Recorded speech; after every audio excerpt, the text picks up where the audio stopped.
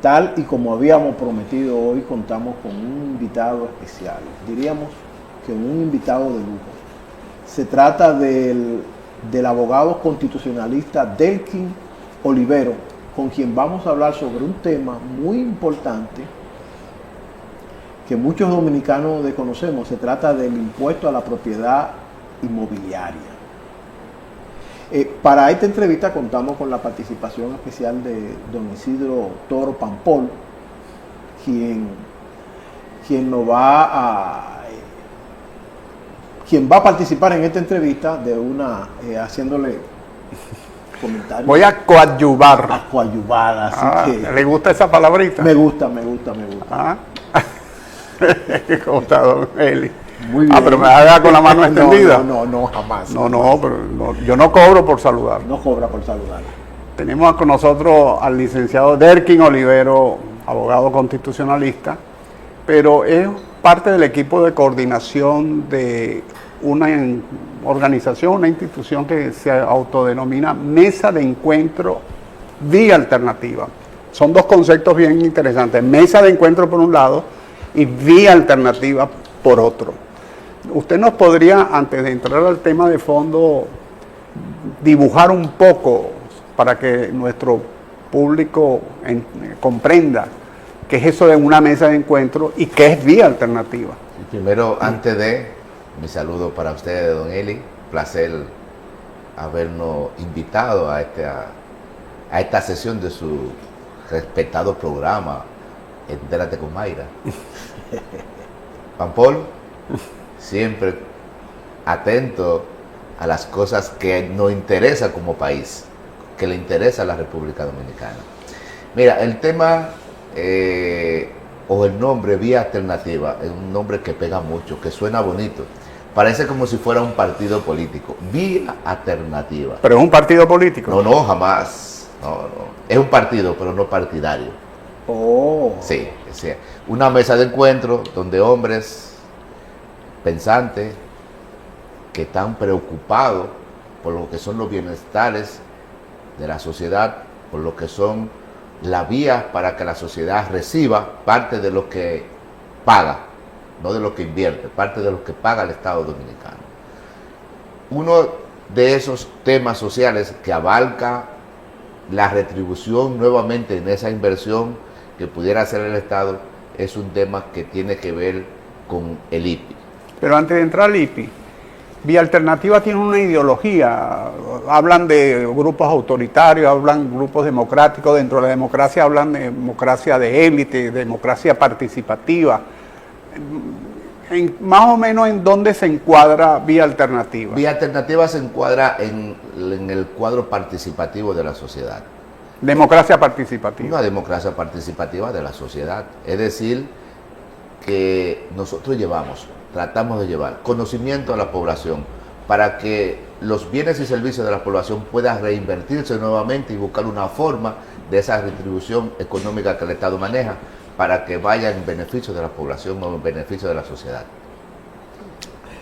Muy bien y muy buena introducción. Delkin, yo quiero preguntarte, ¿qué es exactamente el impuesto a la propiedad inmobiliaria que tanto le preocupa a ese grupo de encuentro que ustedes tienen, al cual tú perteneces? Mira, el impuesto que se llama IPI, como nosotros lo conocemos de manera literal, es un pago de impuestos que se le hace al Estado Dominicano a través de la Dirección General de Impuestos Internos, DGI. La Dirección de Impuestos Internos le impone a los propietarios de bienes inmobiliarios una cuota a partir de una cantidad X o de un porcentaje de vivienda a partir de un valor X. Mientras más bienes tú tienes, más impuestos pagas. ¿Qué sucede con esos ingresos que tiene el Estado Dominicano a través de la DGI? Que nunca son eficientizados, no van destinados, como dice la ley, a los sectores que deben recibir esos pagos. No se beneficia, el que paga los impuestos no saben qué se gastan esos impuestos, que no son gastos del Estado propio en sus intereses políticos, social o político partidario, como se ha hecho siempre. Hay una ley específica que se establece para cómo deben ser usados esos fondos, que lo establece la ley 188-88 en su artículo 17, que dice cómo van a ser distribuidos esos fondos del Estado a través del IPI, recopilado por la Dirección General de Impuestos Internos. ¿A partir de qué monto se comienza a pagar este impuesto? Estaba hace ya un par de años sobre los 5 millones de pesos a la propiedad intelectual. 5 millones de pesos. Ahora está en 8 millones, estaba en 5, ahora está a partir de 8 millones de pesos. Es decir, que si yo tengo una propiedad de 8 millones de pesos, tengo que pagar anualmente el 1% del valor de esa propiedad. De esa propiedad. Tengo entendido, perdón, es que la indexación última lo llevó a 10 millones y algo de pesos. Y tú pagas el valor de la propiedad sobre 10 millones. Si la propiedad cuesta 12 millones, pagas por 2 millones de pesos, no por los 12. No, por el excedente, que por el a partir excedente de ahí. O sea, tiene un monto específico a partir del excedente de ese monto. Y también un cúmulo de la cantidad de propiedades que tú tengas. O sea, claro, se unifican todas las propiedades.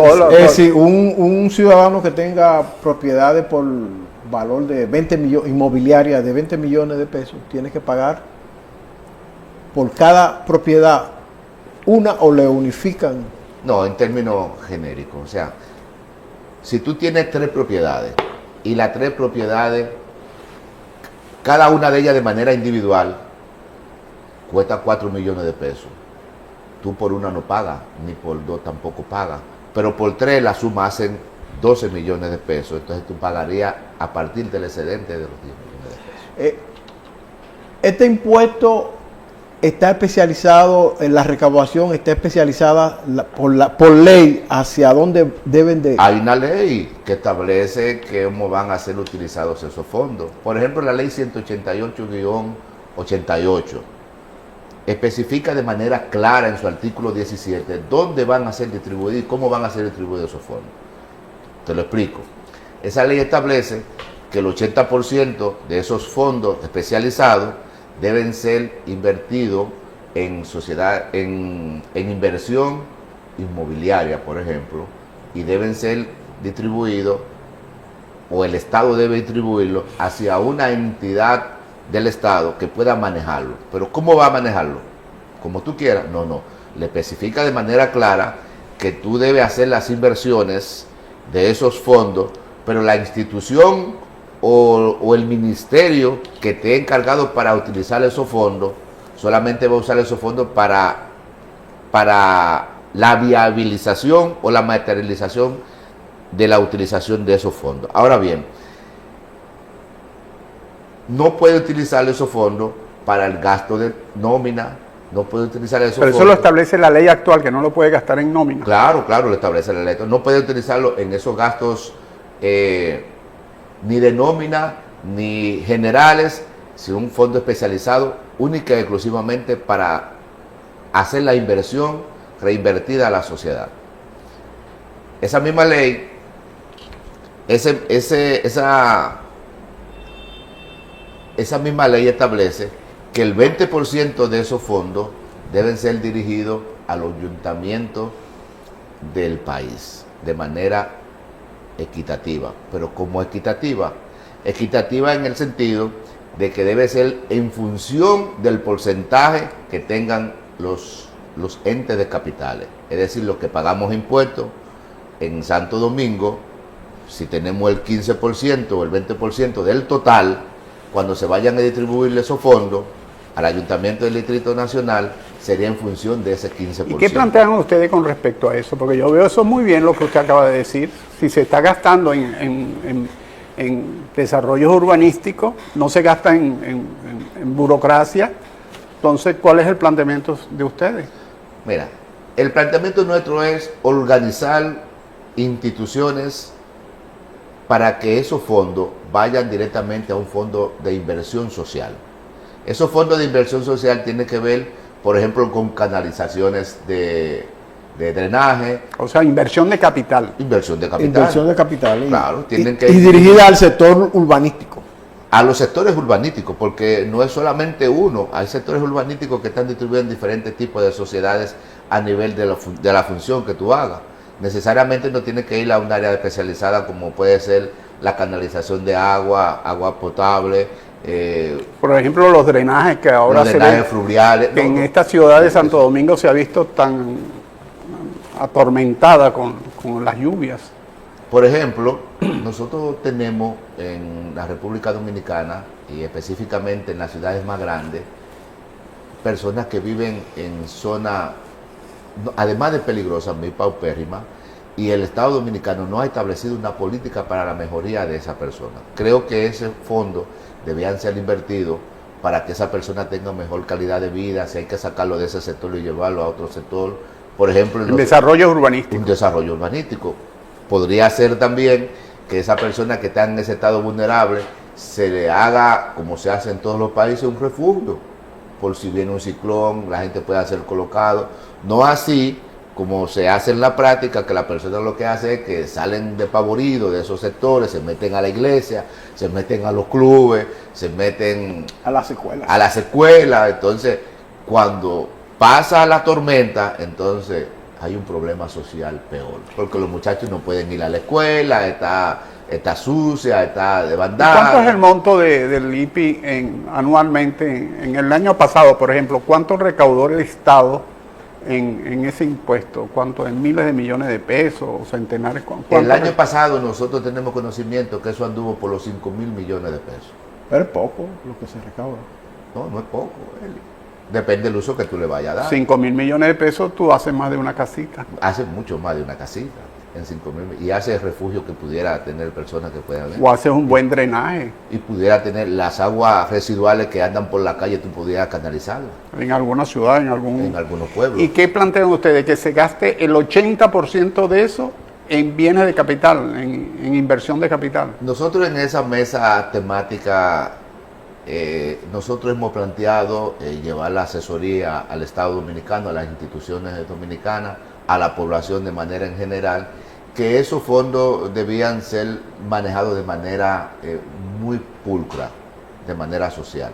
O sea, ese 80% que se recibe de esa cantidad debían ser manejados para resolver los problemas sociales de la gente que paga sus impuestos y que la gente pueda ver, el que paga sus impuestos pueda ver dónde se invirtieron. Pero ustedes plantean que se le entregue eso a un ministerio, a una institución, se cree un fondo especial. ¿Cómo se manejaría ese fondo? La ley establece que deben ser entregados a un ministerio y el ministerio debe aplicar la política de inversión, sin incluir... Pero un ministerio cualquiera, perdone que la interrumpa, o a un ministerio específico. No, hay ministerios especializados que tienen que ver con la vivienda y con el fondo de inversión que tiene que ver la sociedad, que tiene que ver el Estado. O sea, tú no puedes O sea, que eso no iría a la Dirección General directamente bueno, sí, pasa por presupuesto. No, pero es obligatorio que Y de ahí lo lo distribuyen a la institución que... a la institución que esté afine con la población para esos fondos de inversión. Tú no puedes llevar eso a obra pública de manera directa porque obra pública la obra en carretera porque tiene su presupuesto para hacer carretera. Tú no lo puedes llevar al Ministerio de Trabajo porque el Ministerio de Trabajo lo que tiene que ver es con la peleomanía. Tú tienes que buscar una institución afine de la que tiene el Estado que pueda hacer esas inversiones directamente con el sector inmobiliario. Aparte del IPI, ustedes, vi una nota hace algún tiempo atrás que estaban trabajando sobre el referéndum, la disposición constitucional del referéndum. Hay un proyecto de ley introducido hace varios años en el Congreso, habrá perimido, me imagino yo, que presentó Antoleano Peralta sobre la aplicación o viabilizar el referéndum en la sociedad dominicana. ¿Qué nos puede hablar usted como constitucionalista sobre eso? Evidentemente nosotros hemos perdido la capacidad, diría yo, de armonizar las ideas. Y creo que es un buen proyecto. Antoleano, un gran jurista dominicano, tuvo o tiene una idea brillante, pero ese proyecto no ha pasado más que ese sometimiento porque hay un sector de la población que a lo mejor no le interesa que ese proyecto se conozca. Pero creo que es una buena inversión social. Pero el referéndum ¿para qué constitucionalmente, para qué es útil el referéndum? ¿Para qué? Es útil el referéndum. Para que nosotros decidamos lo que vamos a hacer con ¿Sobre qué materia? Por ejemplo, materia impositiva, ¿puede aplicarse el referéndum o está prohibido por la Constitución? No. Evidentemente ese proyecto que hace el doctor Lontariano va específicamente viabilizado para los pagos impositivos y que tienen que ver relacionado con la... O sea, no puede ir la materia impositiva a referéndum. Bueno, ¿cómo te explico? Es un tema. Te la puse difícil. Sí, pero es un tema, porque nosotros tenemos por costumbre que los pagos impositivos deben ir dirigidos solamente a un sector, a una parte No, porque le digo porque hay muchos países que están establecido el referéndum, pero estrictamente en sus constituciones se prohíbe que las materias impositivas vayan a referéndum, porque entonces la gente votaría contra los aumentos de impuestos. Pero eso te digo que es un tema, un asunto difícil, porque los pagos impositivos, cuando el gobierno lo aplica, entonces se hace impopular. O cuando un partido político lo propone, te dicen, yo no voy a votar por él porque entonces este me va a subir los impuestos. O sea, es un tema que... Por ejemplo, el aborto debería ir al referéndum. El aborto debía ir al referéndum, según mi opinión, sí. Delkin, volviendo al impuesto a la propiedad inmobiliaria, este impuesto tiene un alto nivel de evasión, porque la referencia que tengo es que la gente no lo paga, pero que cuando lo va a vender, tiene que entregarle al nuevo comprador esa cuenta liquidada o deducirla del precio al cual se la vende. Bueno, es una pregunta importantísima. Toda la persona que va a comprar un inmueble, lo primero que se asesora es que el inmueble esté registrado, que su documentación esté al día, que no sea falseada, y hace las comprobaciones en el registro inmobiliario para saber si ciertamente eso se corresponde con lo que él está comprando o con lo que le proponen en venta. Ahora bien, posterior a eso, entonces se baja impuestos internos para saber en qué condiciones está esa propiedad, si ciertamente tiene un registro, si cuenta con un asiento y si ha pagado sus impuestos. Si el inmueble no ha pagado sus impuestos, pues evidentemente cuando se va a hacer la transacción de pago, impuesto interno entonces recauda los fondos que haya tenido atrasados. Pero una parte importante de eso es que impuestos internos o la Dirección General de Impuestos Internos siempre va a cobrar. Por eso tú no ves que impuestos internos persigue a la persona que tienen registro inmobiliario, porque en algún momento ellos cobran. Y cuando ellos no le pagan de manera secuencial los impuestos, ese impuesto, además de acumularse, también tiene una mora y se va acumulando. Al momento de tú hacer la transacción, eso tiene que ser liquidado. Cuando se hace una transacción, tiene que llevar la solvencia de que ha pagado ese impuesto. No, tiene que tener una certificación de impuestos. Sí, una solvencia, una certificación. Eso se pagó. Pero yo he oído a nivel de leyenda urbana de que mucha gente pueden perder su vivienda y que esa vivienda pase a nombre de Estado, porque es tanta la deuda que acumulan que... Claro, si no paga año tras año, pues eso lo tienes que pagar anualmente. Y te dan dos chances, uno que va hasta junio y otro que va hasta diciembre. Puedes pagar el 50% en ese primer... Pero hay acuerdo, la Exacto. gente hay acuerdo para pagar esos impuestos.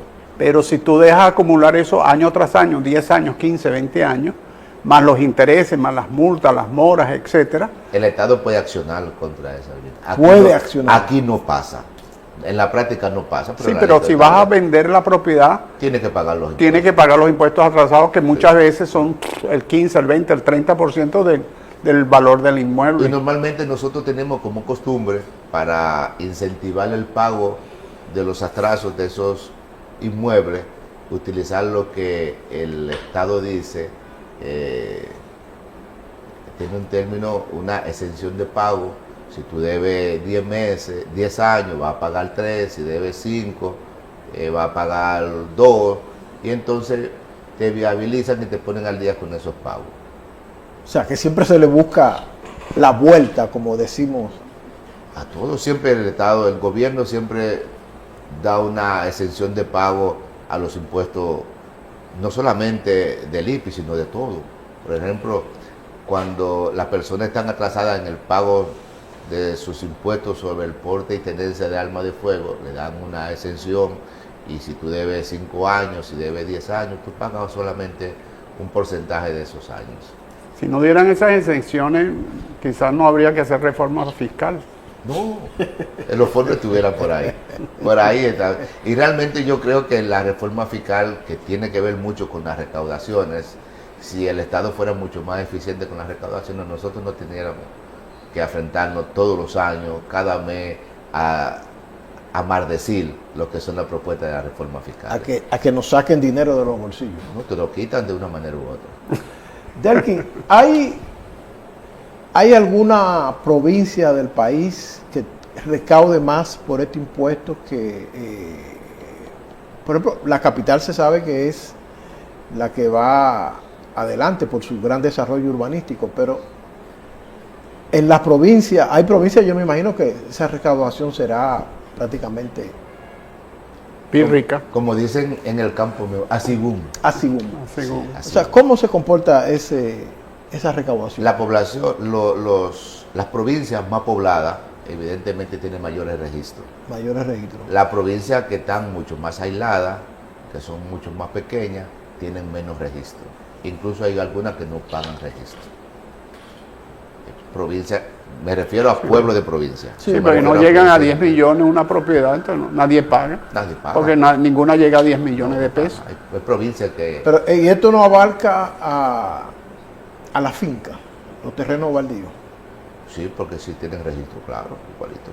Total. Ahora se divide entre personas físicas y personas morales, Claro. el impuesto. Sí. Pero se paga el mismo 2% para Igual. ambos. Y esa recaudación de 5.000 millones de pesos del año pasado es de las personas físicas.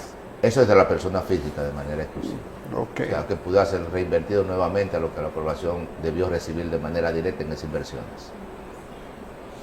Entonces, al momento de, como ustedes plantean, que este impuesto debe de retribuirse, las provincias que tienen cero recaudaciones o pocas o pírricas recaudaciones no recibirán o recibirán pírrica. El Estado Dominicano, a través del gobierno central, tiene entonces mayor oportunidad de hacer inversiones en esa provincia, en esos pueblos, que esos recursos no les llegan porque no tienen esa contribución. Entonces, en vez del Estado hacer unos hallantes en las ciudades grandes, que no es que no lo haga, pero puede hacerle una gran parte de eso con esos recursos que entran. Sí, quizás con 4.000 millones de pesos en un pueblo pequeño resuelven muchos problemas. Pero muchísimo. Hay pueblos que no se, hay provincias que no se le invierte. 4.000 millones de pesos No, en un no, año. no, jamás. Allá en Elías Piña, de donde son ustedes, ¿cómo es la cosa? Yo te iba a preguntarte dónde queda eso, porque hace rato que salí de por ahí. Y aunque voy de manera secuencial. O sea, tú no vas a visitar los amigos, la familia. Acuérdate que nosotros somos exiliados aquí en Santo Domingo. Porque ustedes son de la República Independiente de Hondo Valle. No, exiliado económico. Nosotros venimos de allá, de ese territorio, de ese terruño. Lo mejor que hay en el sur se llama Hondo Valle. Hondo Valle. Hondo Valle, allá somos. Allá hay temperatura ahora de 6 grados. Bueno, yo creo que nos tenemos que ir hacia Hondo Valle y nos veremos el próximo domingo. Sí, no. Derkin, el tiempo se nos ha agotado y te damos las gracias por esos importantes conceptos que tú has emitido. Y a nuestro amigo televidente, mantenga la sintonía que ahora